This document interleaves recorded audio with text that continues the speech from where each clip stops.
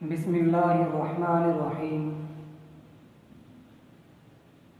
چند قربانی کے احکام ہیں جو کافی لوگ ان سوالات کے بارے میں پوچھتے رہتے ہیں۔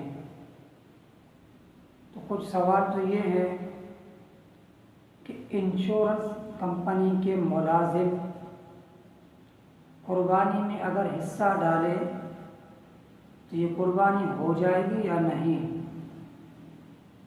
دوسرا سوال یہ ہے کہ کسی بندے کو پتہ ہے جو قربانی کر رہے ہیں، بڑے جانور میں 7 حصے ہوتے ہیں، ان میں سے ایک ایسا بندہ ہے جس کی آمدنی بالکل 100% حرام کا ہے، رشوت لیتا ہے۔ ہر بندے کو پتہ ہے حصے دار میں سے کہ یہ بندہ جو ہمارے ساتھ حصے میں شریک ہے، اس کا کام ہی رشوت لینا ہے یا اس کا کام ہی چوری کرنا ہے۔ چوری کا مال اس کے پاس ہے یا رشوت کا مال اس کے پاس ہے، اس کا کوئی دوسرا کوئی حلال آمدنی کا کوئی ذرائع نہیں ہے۔ یا انشورنس کمپنی کا یہ ملازم ہے۔ انشورنس کمپنی کی 2 قسمیں ہیں، یا تو اس کی آمدنی سود ہے یا جوا ہے۔ سود بھی حرام ہے، جوا بھی حرام ہے۔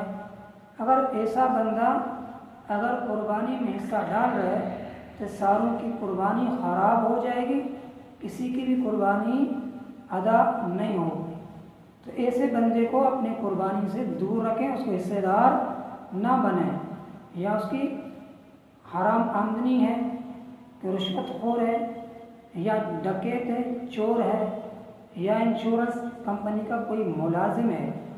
اگر آپ کو پتہ ہے کہ انشورنس کمپنی کا ملازم ہے لیکن اس نے جو پیسے ہمیں دیے ہیں وہ اپنے حلال کے پیسے دیے ہیں اور اس کا کام ہے حلال، یقین یا غالب گمان ہے تو حلال کے اس نے پیسے ہمیں دیے ہیں تو پھر تو جائز ہے۔ رشوت خور ہے، اس کا کام رشوت لینا ہے لیکن اس کا روزی کا کمائی کا اور ذرائع بھی ہے، حلال ذرائع بھی ہے۔ آپ کو یقین ہے کہ اس نے جو پیسے ہمیں دیے ہیں یہ حلال پیسے ہیں، یا اس نے قرضہ اٹھا کر کے ہمیں یہ پیسے ادا کیے ہیں، حصہ ڈالا ہے، تو اس صورت میں یہ قربانی جائز ہو جائے گی، ورنہ کسی بھی صورت میں قربانی جائز نہیں ہوگی۔